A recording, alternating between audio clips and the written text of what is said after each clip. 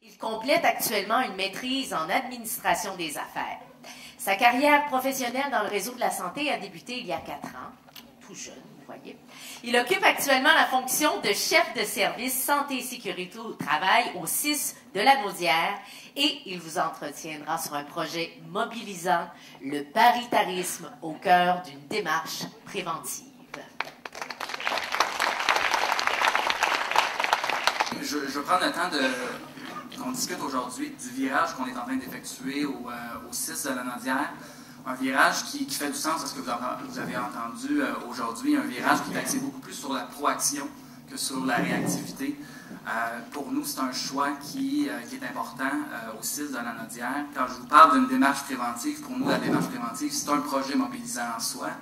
Il faut comprendre que le paritarisme, de comment nous, on le vit et on veut le vivre, c'est que ce n'est pas anodin à cette mobilisation-là. Ce qui fait qu'aujourd'hui, on réussit à faire ce virage-là, ce changement de culture-là. C'est clairement parce que le paritarisme joue un rôle important. Avant toute chose, je pense que c'est important de comprendre le contexte derrière lequel on a décidé d'effectuer ce virage-là. On n'est pas différent de ce qui s'est passé dans le réseau. En 2015, on a eu tous une fusion d'organisations. Dans notre cas, c'était 6 organisations. Pourquoi je vous en parle? Parce que 6 organisations, pour nous, c'est 6 cultures de santé et sécurité au travail complètement différentes l'une de l'autre, qui nous apportaient des défis et des réalités complètement différentes. Fait que c'est clair que pour nous, on avait un virage à effectuer, pas tous à la même hauteur dans chacune de ces organisations-là, pour en faire une seule culture de santé et sécurité au travail. Autre élément qui ne nous différencie pas de ce qui se passe à travers le réseau, c'est qu'on a connu une augmentation assez ahurissante d'événements accidentels ou d'invalidité en assurance salaire. Chez nous, on parle de 30% plus d'accidents depuis 2015, puis une augmentation qui continue à un rythme effréné en invalidité, en assurance salaire. Il faut comprendre qu'on a presque la moitié de ces invalidités-là. Il y a des enjeux de santé mentale. Donc, c'est clair que c'était un autre élément qui nous faisait prendre conscience qu'il fallait effectuer ce virage-là. Une gestion de la santé et sécurité au travail axée sur le volet médical et non sur les capacités. Il faut comprendre qu'on gérait la santé et sécurité au travail beaucoup plus de façon administrative. Ce qu'on a réalisé, c'est de dire comment on est capable, au lieu quand il y a un PAB ou une infirmière qui va se blesser, on avait tendance à dire pourquoi tu t'es blessé. On était en prévention réactive, ce qui veut dire qu'on voulait sauver un deuxième accident. On ne voulait pas que cet accident-là se répète dans le temps. Là, on essaie de le voir différemment, c'est comment on pourrait éviter un seul accident. Comment on est capable de travailler avec les équipes pour éviter une seule personne qui doit subir en fait cet accident-là. Importance de rallier les équipes et les partenaires autour de projets qui favorisent l'amélioration de leurs conditions d'exercice. À ce niveau-là, il y a 2 points qui est vraiment important. Plus tôt aujourd'hui, Géraldine vous parlait qu'il faut parler de santé et sécurité au travail. Parlez-en bien, parlez-en mal, mais parlez-en. Nous, ce qu'on a réalisé au 6 de la Naudière, c'est pas que les employés ne voulaient pas parler de santé et sécurité au travail. C'est qu'il n'y avait pas de tribune pour le faire, ou en tout cas, il n'y avait pas la bonne tribune, parce que clairement, si on avait une tribune adéquate, en fonction de ce que nos employés veulent nous dire, on ne serait peut-être pas à une augmentation de 30% dans les 3 dernières années en termes d'événements accidentels. Fait que pour nous, ça, c'était important de le camper. C'est ce qui a nourri, en fait, notre réflexion dans ce virage-là. Quand je vous dis favoriser l'amélioration des conditions d'exercice, encore une fois, nous, c'était important d'améliorer le sort de nos équipes. 456 accidents l'année passée, 2000 invalidités, ça reste quand même bien 2500 personnes qui doivent subir les conséquences d'un accident de travail ou d'une invalidité. On voulait voir différemment. Pour nous, l'invalidité, ce n'est pas un taux en assurance salaire, ce n'est pas un accident, ce n'est pas une gestion financière. Comment on voulait le voir, c'est propre à chaque individu. Puis de se dire, puis de se mettre à cette place-là, il y a des employés actuellement qui ont subi un accident de travail l'année passée, puis il faut qu'on leur dise du jour au lendemain, en fait, que tu ne peux plus faire ta job parce que l'accident de travail t'a occasionné des limitations fonctionnelles permanentes.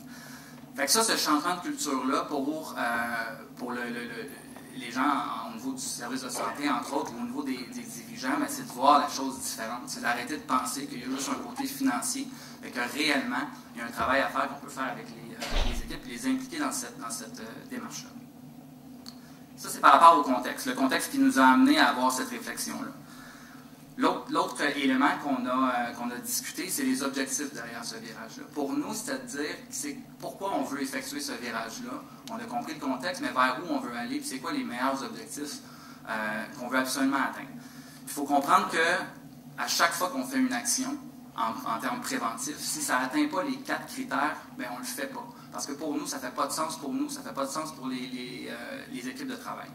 Fait que si je prends le premier, amélioration des conditions d'exercice de nos équipes, là, je vous parle de CHSLD parce que c'est ce qu'on parle durant ce colloque-là ici. Par contre, ça s'applique partout. Notre objectif primaire, c'est de dire comment on est capable d'améliorer le sort de nos équipes. Implication primordiale des équipes de travail dans la prévention en santé et sécurité au travail, ça, c'est un élément clé qui pour nous, il faut absolument que ça soit dans chacun des projets. Pourquoi? Parce que la réflexion qu'on a, c'est de dire la prévention, il faut que ça se fasse par des experts. Les experts, c'est pas l'équipe de prévention en santé et sécurité au travail, c'est pas Jérémy, c'est pas le chef d'unité, c'est pas le gestionnaire. Réellement, les experts, ça reste les équipes de travail. Fait que pour nous, d'avoir leur implication était important, tout simplement parce que à partir du moment où on nomme une problématique, on nomme un enjeu, la meilleure personne pour apporter ces solutions-là, c'est la personne qui vit au quotidien, jour après jour. Et souvent, on pense qu'il faut mettre des solutions innovatrices, de grande ampleur, mais de façon efficace. Souvent, c'est les petites actions qui font en sorte qu'on améliore le sort de nos travailleurs.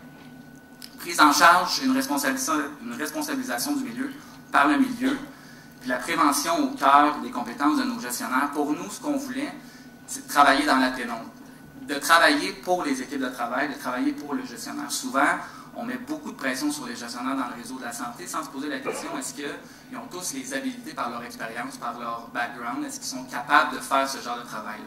Nous, on s'est positionné comme équipe de prévention en santé et sécurité au travail, de travailler dans la pénombre, puis de soutenir de façon plus personnalisée les gestionnaires en fonction des différentes habilités qu'ils peuvent nous dire. Fait que si on a un gestionnaire qui ne sait pas comment le prendre, ben on va soutenir pas mal plus que quelqu'un qui a de l'expérience, qui en a bâti des projets de prévention. Puis pour nous, la prévention devient une compétence aussi importante, sinon plus, que la gestion des opérations, que la gestion des budgets. Chacune des décisions, on devrait se poser la question, est-ce qu'on va améliorer le sort de nos employés, est-ce qu'on va améliorer le bien-être? Fait que ça, je vous dirais que c'est les objectifs derrière lesquels on a voulu coller ce virage-là. Puis comme je vous le disais tantôt, il n'y a pas une action qu'on fait. Si ça ne répond pas à ces objectifs-là, on ne la fait tout simplement pas. C'est là où l'objectif d'aujourd'hui, c'est de vous expliquer comment, vous avez vu les objectifs, l'objectif, c'est là, maintenant, c'est de vous expliquer puis comment on va être capable d'opérationnaliser ces objectifs-là dans un projet concret. On a, c'est ce que je voulais prendre le temps de vous expliquer. Nous, la prévention, on a décidé de la faire en gestion de projet. Pourquoi? Tout simplement parce que, puis on va le voir dans une diapositive plus loin, pour nous, c'était le choix qu'on faisait pour rendre mobilisant la santé et sécurité au travail. Le choix qu'on a fait, c'est d'avoir une méthodologie efficace, une démarche structurée, mais flexible. Puis la flexibilité a été le choix le plus important dans tous ces projets-là, parce qu'on a fait le choix de ne pas être parfait. On a fait le choix de dire, on ne peut pas être parfait du premier coup, c'est la première fois qu'on le fait, mais on peut-tu être meilleur que la dernière fois? On peut-tu tester des trucs, se mettre rapidement en action? Si ça ne fonctionne pas, on n'est pas orgueilleux à le faire à tout prix. On va se raviser, on va se réadapter, puis après ça, on va juste avancer un jour à la fois. Si on regarde le projet en tant que tel, il s'est fait en plusieurs étapes. Il y a des étapes qui ont super bien été, il y a d'autres étapes que ça a été, je vais dire fiasco, mais en même temps c'est peut-être un gros terme, je vais vous dire qu'il n'a pas si bien été. Prenons l'étape numéro 1. En fait, tout projet part d'une analyse complète de toutes les données statistiques qu'on peut avoir dans l'organisation. Les données statistiques, ça reste des données. C'est facile de dire ce qu'on veut dire à des données. Nous, le choix qu'on a fait, c'est après ça, une fois qu'on a fait cette analyse-là, on peut s'asseoir avec les parties syndicales pour s'assurer que ce qu'ils vivent au quotidien, bien, que les données expliquent ce qu'ils vivent au quotidien. Est-ce qu'on est capable de faire une adéquation entre les deux? Puis après ça, c'est là où on a réalisé, bien, nos enjeux, nos gros enjeux actuellement, c'est avec la direction SAPA. Puis c'est là, après ça, on a ciblé les différents CHSLD, puis on a ciblé un CHSLD en particulier. Tout ça, c'est fait de façon paritaire. C'est ça qui rend intéressant cette analyse-là. À l'étape numéro 2, on s'est dit comment on est capable, puis encore une fois, quand je parle, on s'est dit, et là je vous parle en termes paritaires, parce que toutes les démarches se sont faites paritairement. Donc, on s'est posé la question, ça serait quoi la meilleure gouvernance pour un projet comme celui-là? Qu'est-ce qui ferait du sens pour les équipes, sur quoi on devrait travailler en fonction de l'analyse qui avait été faite et des discussions qu'on avait eues avec les partenaires syndicaux? C'est là où on a décidé de mettre en place 4 comités de travail opérationnels. Donc, violence en milieu de travail, chute, glissade, déplacement des clients et santé psychologique. Clairement, ça faisait un sens avec les accidents, les événements, puis toute l'analyse qui avait été faite au préalable. Par contre, pour ceux qui sont vraiment dans le milieu de la prévention, vous savez aussi que c'est les priorités de la CNESST. Vous savez aussi que c'est les priorités ministérielles. Fait que tout ça, pour nous, faisait entièrement du sens, puis c'est ce qui nous confirmait qu'on travaillait sur les bonnes choses. Les 4 comités, c'était 4 comités paritaires. Puis, on parle souvent du paritarisme en se disant seulement, il y a autant de nombre de représentants de l'employeur, il y a autant de nombre du côté du syndical.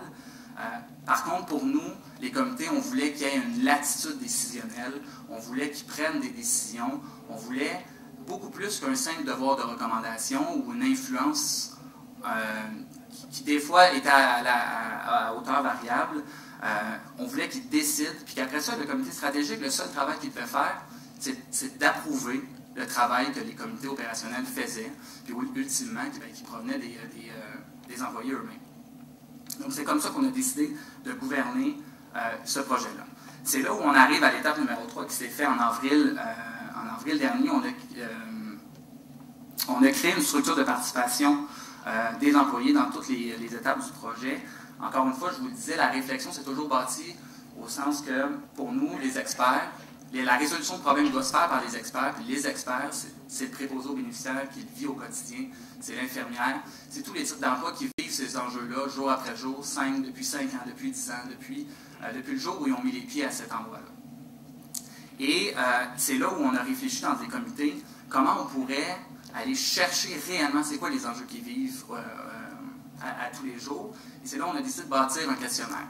Un questionnaire qui a été bâti en collaboration avec la STAS, avec l'Institut national de santé publique et bien évidemment nos partenaires syndicaux. Un questionnaire qui posait plusieurs questions qui nous permettaient réellement de savoir qu'est-ce qu'ils font, c'est quoi les enjeux que peuvent vivre au quotidien nos équipes. Suite à quoi, une fois qu'on a bâti ce questionnaire-là de façon paritaire, on s'est promené jour, soir, nuit. Encore une fois, de façon paritaire.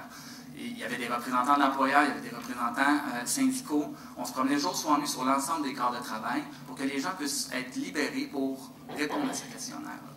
Et ça a été un élément charnière parce que pour nous, le fait que les gens répondent à ce questionnaire-là allait nous confirmer si on travaillait encore sur les bonnes choses, si on avait fait une bonne analyse de leur situation.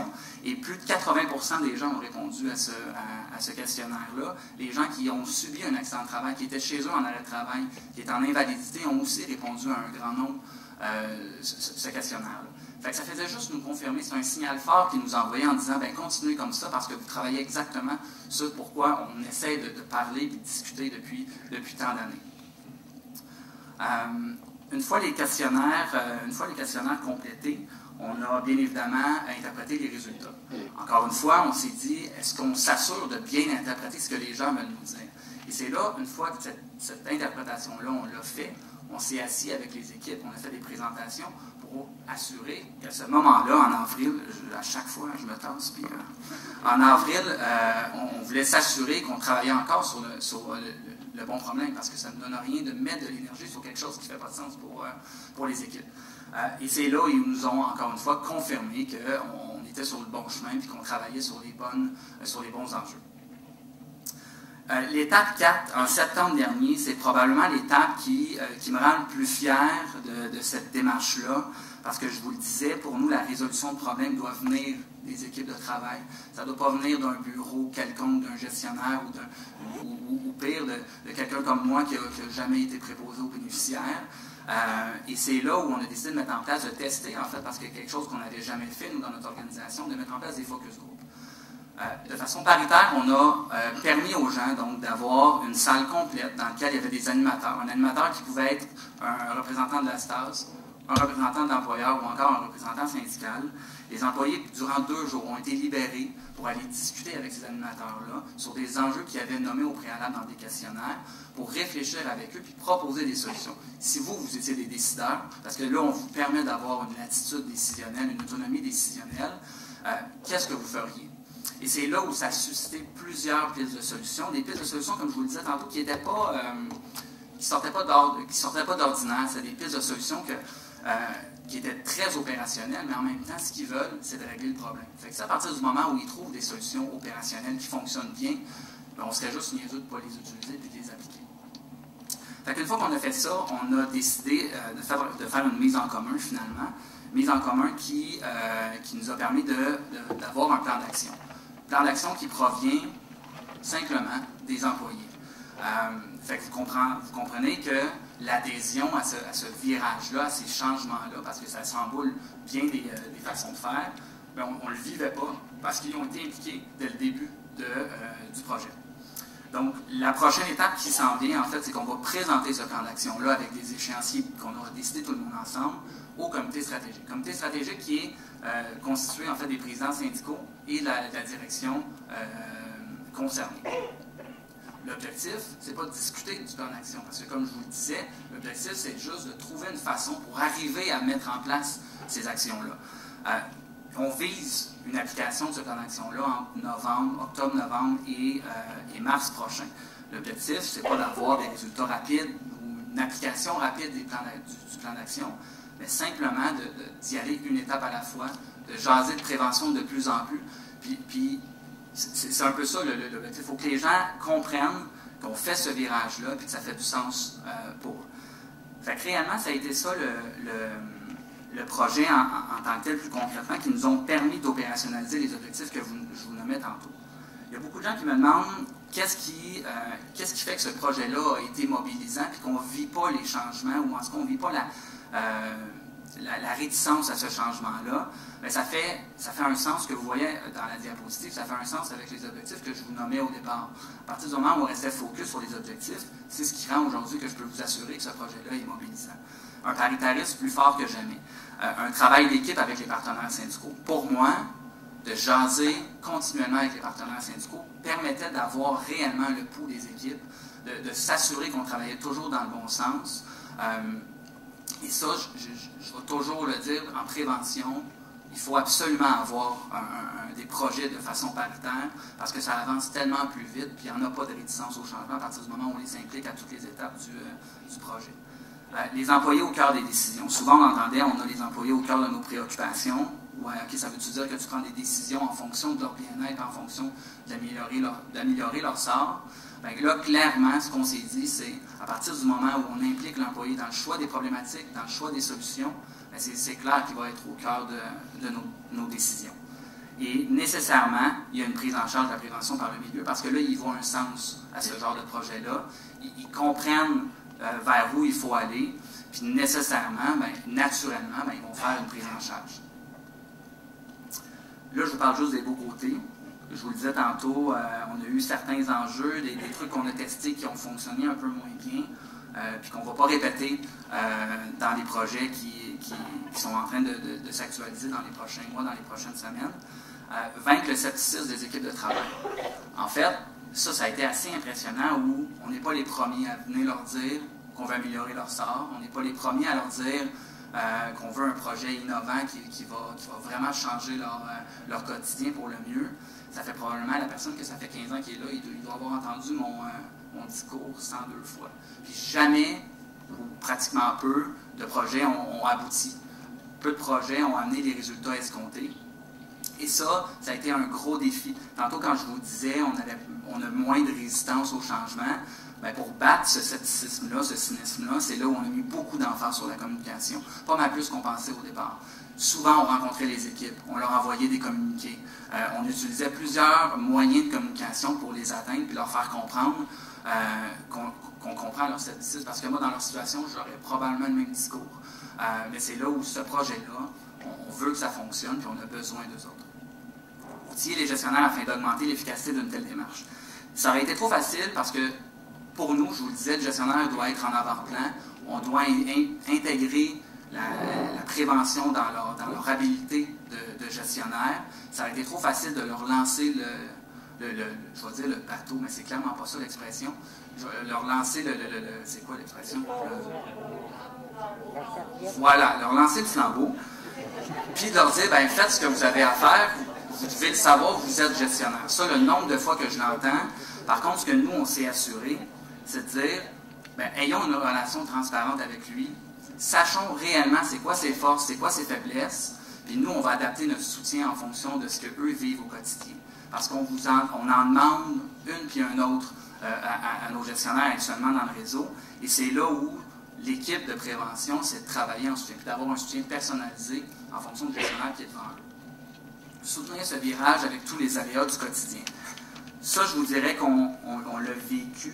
Ce CHSLD-là, je vous épargne les détails, mais moi, je suis là depuis février, puis j'ai vu 4 gestionnaires, une direction de la SAPA qui a changé de tout au tout en 8 mois. Donc, de soutenir ce virage-là dans ces changements-là, pour nous, c'est important de garder le focus, de dire pourquoi on le fait. Ce n'est pas pour le gestionnaire nécessairement, mais c'est pour améliorer le sort de nos équipes de travail. Je ne vous dis pas que, peu importe ce qui arrivait, on n'adaptait pas nos échéanciers, on n'adaptait pas nos façons de faire. Ce que je vous dis, c'est qu'on gardait juste le focus. On était capable de jouer avec certaines actions, certaines interventions pour permettre aux gens qui sont en place de souffler un peu, puis de garder toujours l'objectif final, c'est d'améliorer leur sort. Fait que à partir du moment où on s'adapte à ces aléas, puis on les inclut dans la planification de ce projet-là, je pense qu'à ce niveau-là, c'est parfait. Des équipes de travail qui veulent voir des résultats rapidement. Ça, en fait, je ne peux pas les plaindre de ça, parce que moi, comme gestionnaire, mon équipe vous dirait que je veux toujours avoir des résultats rapides. C'est quelque chose qui, pour moi, fait du sens, parce qu'il faut qu'on se mette en action. Mais je ne pouvais pas non plus je peux pas les blâmer pour ça. Par contre, ce qu'on leur a dit, encore une fois, on a mis beaucoup l'emphase sur la communication. C'est normal d'avoir des attentes, surtout que ça fait des années que vous attendez un projet comme celui-là. Et c'est là où, en ayant encore une fois une relation transparente, que ce soit avec les équipes de travail, que ce soit avec les partenaires syndicaux, on savait à quel moment on pouvait intervenir.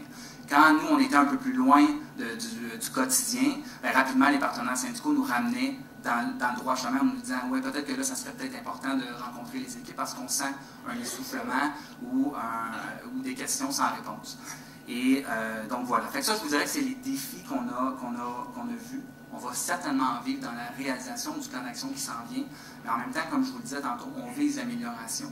Fait que pour nous, le défi, c'est une fois qu'on l'a nommé, qu'est-ce qu'on met en place pour le régler. J'arrive à la fin de la présentation. En fait, il faut prendre le temps de remercier. Je vais faire des remerciements plus personnels. Aujourd'hui, par contre, il faut comprendre qu'on peut l'attacher quand on parlait qu'il faut avoir l'engagement de plusieurs parties prenantes. C'est là où on peut attacher ces remerciements-là. Les partenaires syndicaux font un excellent travail dans ce projet-là. Il faut qu'on continue à mettre de l'avant le paritarisme. Pourquoi? Parce que c'est quelque chose qu'ils nous ont nommé depuis tellement d'années. Moi, ça fait, comme je vous le disais, ça fait 4 ans que je suis dans le réseau. Ça fait littéralement 4 ans que je l'entends. Si Catherine, à l'heure et micro, vous dirait que ça fait 10 ans que je le nomme. Et c'est là où ça fait juste du sens. On travaille pour les mêmes raisons, c'est d'éviter qu'un individu subisse les conséquences d'un accident de travail. Les hauts dirigeants, on le disait tantôt, c'est Géraldine qui le nommait dans sa présentation, il faut avoir l'aval de la haute direction. Mais pour nous, c'est important d'avoir cette latitude-là. Une latitude qui nous permet de prendre les bonnes décisions au bon moment. Aux gestionnaires qui doivent penser différemment pour le bien-être de leurs équipes. En fait, comme je vous le disais, l'objectif pour nous, c'est de soutenir ces gestionnaires-là, mais clairement, il faut qu'ils changent complètement leur façon de faire parmi tout ce qu'on leur demande d'accomplir dans une journée. Et des gestionnaires qui comprennent qu'à partir du moment où on met de l'énergie sur le bien-être de ses employés, nécessairement le niveau de soins, puis la qualité de ces soins-là, puis de ces services-là que les équipes vont offrir à la clientèle va être beaucoup plus supérieur. Et ça, à partir du moment où les gestionnaires le comprennent, puis qu'on travaille avec eux à ce niveau-là, je pense qu'on réussit à aller chercher cette partie prenante-là. Et bien évidemment, l'équipe Toute Étoile de prévention qui est juste en haut, qui ont fait aussi un travail incroyable parce que leur rôle a complètement changé. Puis là, c'est marqué dénouement, mais c'est dévouement, je m'excuse. Parce qu'on leur a demandé de travailler dans la pénombre. Puis ça, c'est pas évident à partir du moment où tu vis de la prévention, tu veux que ça s'améliore. Et là, ce qu'on leur dit, c'est « Ouais, mais il faut que ça soit pérenne, il faut qu'il y ait une prise en charge du milieu. » Et c'est là où l'équipe de prévention soutient vraiment dans la pénombre les gestionnaires, les équipes de travail, les partenaires syndicaux. Donc voilà, fait que je voulais prendre le temps de remercier tous ces gens-là, puis de toujours garder en tête qu'il faut absolument avoir ces parties prenantes-là, parce que vraiment, on a réalisé qu'en ayant, oui, beaucoup de monde autour de la table, mais ça fait juste avancer plus rapidement, parce qu'on ne vit pas les différents changements. Donc voilà, c'est ce qui se termine pour moi. Merci beaucoup, M. Chevrier.